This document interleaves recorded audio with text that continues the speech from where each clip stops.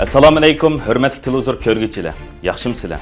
Dunyo qurultiyi to'r televiziyasining kunlik xabarlar programmasiga hammanglar xush kelibsizlar. Men İftihar Abdurashid. Bugun payshanba. Hurmatli ko'rmanlar, tövəndə diqqətinizlər kunlik xabarlar programmamızning tafsilotida bo'lsin. Mush ayning 5-kuni Yevropadagi Ruscha tarqaldigan Nova gazeti lagerdan aman qolganlar temasida bir cho'ng hajmlik ziyorat xotirasi e'lon qilib, Xitoy lagerlardan aman qolgan ikki shoir Qalbinur Sidiq va Gulbahor Jelilovaning hikoyasini cho'ridib, Uyg'ur irqi qirg'inchiligini yoritib bergan. Avtor lager shoirlarini va Dunyo Uyg'ur qurultiyining sobiq raisi Dolqin Aysa, Qurultay ijroiya komitetining muavin raisi Erkin Zunun qatorliqlarni ziyorat qilgan bo'lib, bu ziyorat xotirasida lager shoirlarining kechmishini tafsiliy tonishtirish bilan birga yana Dunyo Uyg'ur qurultiyining Londonda o'tkazgan Uyg'ur soti va xalqaro sahnalardagi lobbichilik faoliyatini tafsiliy tonishtirgan. Bu ziyorat xotirasining beshida bugungi dunyoda jazo lagerlarining mavjudligini tasavvur qilish tez. Vaholanki, u mavjud bo'lib qolmay, aksincha nihoyat aktiv bo'lib, Uyg'urlar uchun selingan bu lagerlar Xitoy doiralari tarafidan ma'rif markazi deb ataladi. Bu lagerlarda 2 milliondan 3 milliongacha Uyg'urlar tutqun ichida deb yozgan avtor Qalbinur Sidiq va Gulbahor Jelilovaning hikoyasi orqali Xitoyning jazo lagerlaridagi zulm, qiyin-qistoq va inson qalbidan chiqqan vahshiylikni ichib bergan.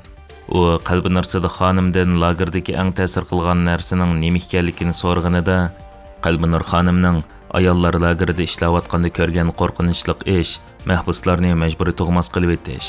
Her dushanba kuni lagerdagi barliq ayollarga noma'lum dori berildi. Saqchilar mahbuslarning dorini yutganligini tekshirish uchun ularning og'ziga barmoqini tiqib, dorini tilining ostiga yoshira olmaganligini tekshiratdi.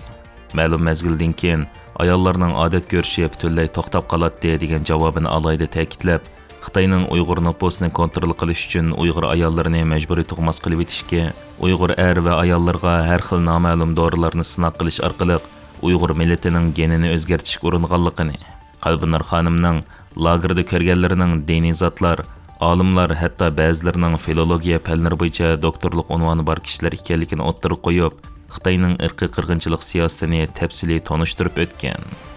Gulbahor Jelilovaning jazo lageridagi vaqtida bir kamerda yotgan turmadoshlarining "Agar siz hayot qolsangiz bizni unutib qolmang, hargiz sukut qilmang" degan gapi o'ziga alayda ta'sir qilganligini yozgan avtor, uning Fransiyada duch kelgan Xitoyning nazorat qilishi va chegara hal qilgan bostirishlarni tonishtirib o'tgan. Avtor ziyorat xotirasida yana Xitoyning Sharq Turkistondagi nazorat sistemasini tonishtirib, u yerda hech kim Uyg'ur irqi qirg'inchilik to'g'risida so'zlamaydi. Agar 3 odam to'plansa, hech bo'lmaganda ularning biri hukumatning odami. Ammo hamma odam hamma narsani obdan tushunadi. U yerda kishilar qo'shnisining kechida tutib ketilganligini anglab qo'rqinch ichida yashaydi. Ammo hech kim chiqib qarab boqolmaydi yoki ovozni chiqara olmaydi deydi. Avtor yana Dunyo Uyg'ur qurultiyining sobiq raisi Dolqin Aysani ziyorat qilganligini yozib, Dolqin Aysa bir yetishgan lobbichi va siyosiy faoliyatchi. U Bosniya qirg'inchiligiga sud ichib, qotil Miloševichni sotlagan angliyalik dangliq qonunshunos Sir Jeffrey Nice'ni Londonda ichilgan Uyg'ur sotiga bosh sotchi bo'lishga qoyil qildi. U Uyg'ur sotining Bosniya qirg'inchiligini sotlaganga o'xshash xalqaro sot bo'lishini umid qilgan edi.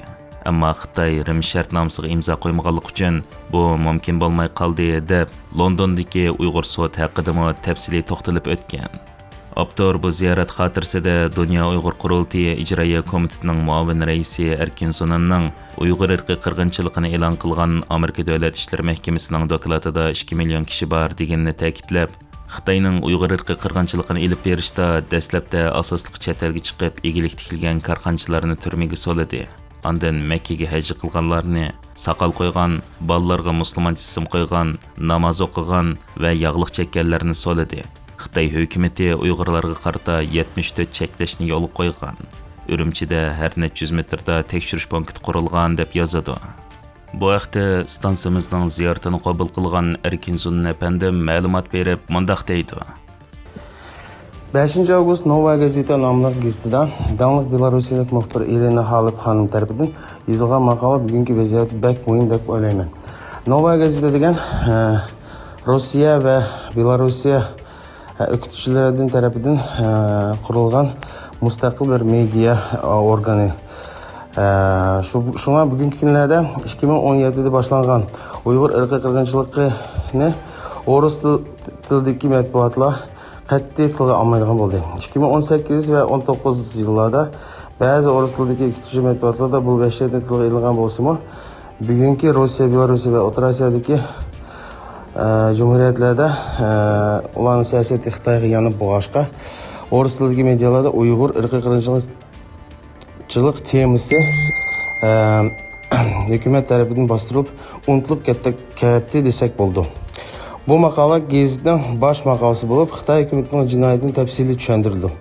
Men bu yerda ziyoratni qabul qilib, Xitoy hukumati tarafından lagerlarda Xitoy hukumati tarafından qurilgan lagerlarda Uyg'ur, Qozoq ve başka Türkiye milletlerinin 3 milyondan artıq insan bo'lganligini ve hammasining begunoh tutilganligini ve qaysi sebeplerden o yerga kirib ketganligini eskartdim. Bundaq maqolalarninki o'ris tilidagi medialarda chiqishi bek unumli deb qarayman. Abdur bu haqda o'zining ko'z qarashini o'ttirib qo'yib, Amerika, Angliya, Kanada, Gollandiya ve Litva buni irqiy qirg'inchilik deb e'tirof qildi. Çexiya, Belgiya ve Yangi Zelandiya insoniyat qarshi jinoyat deb atadi. BDT'ning an'anaviy mujmal so'zlarda ching turadigan dokladida Uyg'urlarni xohlagancha tutib turish, ko'lami og'ir jinoyatlarni bo'libmi insoniyat qarshi jinoyatlarni shakllantirish mumkin deb atadi deb yozib, BDT'ning Uyg'ur irqiy qirg'inchiligi masalasida aktiv pozitsiyada bo'lmaganligini ta'kidlab o'tgan.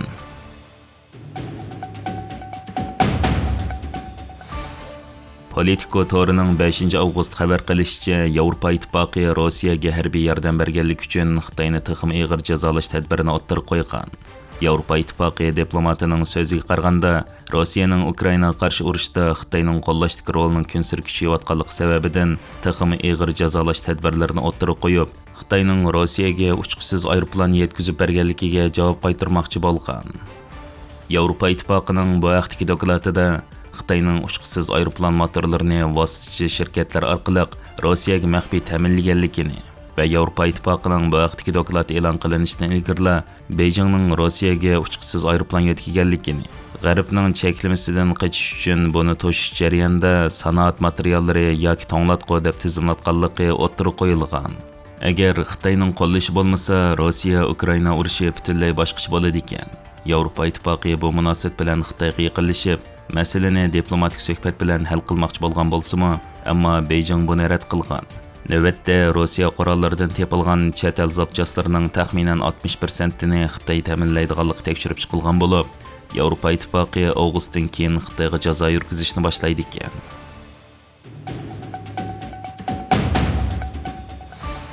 Telegraf gazetining 2025-yili 8-oyning 5-kuni e'lon qilingan dokladga asoslanganda, Xitoy hukumatining chet elda yashayotgan Uyg'urlarni Xitoyga qaytishga majburlash uchun maxfiy pasport plani tuzganligini oshkorlagan.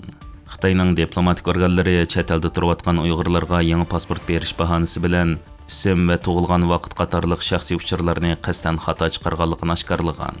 Buning misol sifatida Qirg'izistonda yashaydigan 52 yoshli oshpaz Obulqosim Ismoilga Asqar Nurmamat ismli pasport berilganligi, tug'ilgan vaqti bo'lsa xato holda 1966-yil deb yozilganligi tilga ilingan.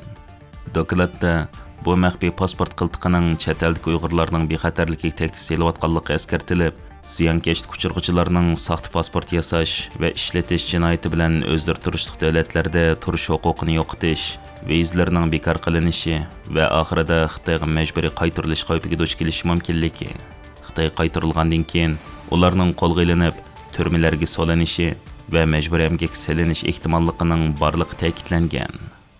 Hürmetli ko'rmanlar, yuqorida diqqatingizga kunlik xabarlar programmamizning tafsilotini sundik. Kelar qatimliq sonimizgacha ko'rishgich omon bo'lgaysizlar. Stansiyamizning YouTube kanaliga a'zo bo'lishni unutmang.